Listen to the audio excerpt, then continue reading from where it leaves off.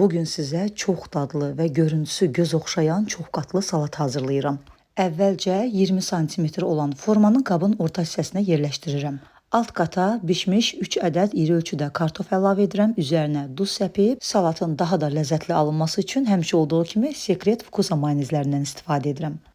Mayonezi üzərinə əlavə edib və qaşığın arxa hissəsi ilə hər tərəfinə yaxşı-yaxşı yayıram. İkinci qata isə 3 ədəd iri ölçüdə qaynadılmış və qabığı soyulmuş kök əlavə edirəm. Kökün də üzərinə bir qədər duz səpdikdən sonra yenə də Secret Vkusa mayonezlərindən əlavə edib mayonezi salatın hər tərəfinə yayıram. Üçüncü qata isə bir banka, yəni 400 qram qırmızı lobya konservi əlavə edirəm. Lobyanı da üzərinə yaydıqdan sonra üzərinə 2 yemək qaşığı mayonez əlavə edirəm.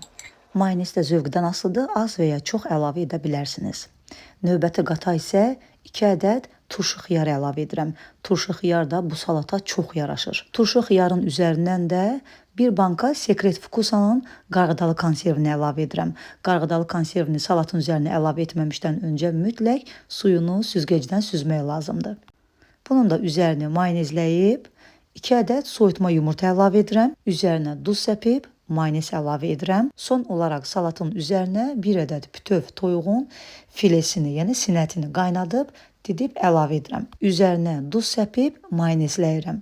Son olaraq isə salatımı nar dənələri və şüd ilə bəzədim. Salatım həm dadlı, həm də çox gözəl görünür. Mütləq yoxlayın, əminəm ki, bəyənəcəksiniz. Bu salatı formadan çıxarmamışdan öncə mütləq 1 saat, saat yarım soyuducuda dinləndirin. Bu qədər hazırlayanlara nuş olsun, hələlik.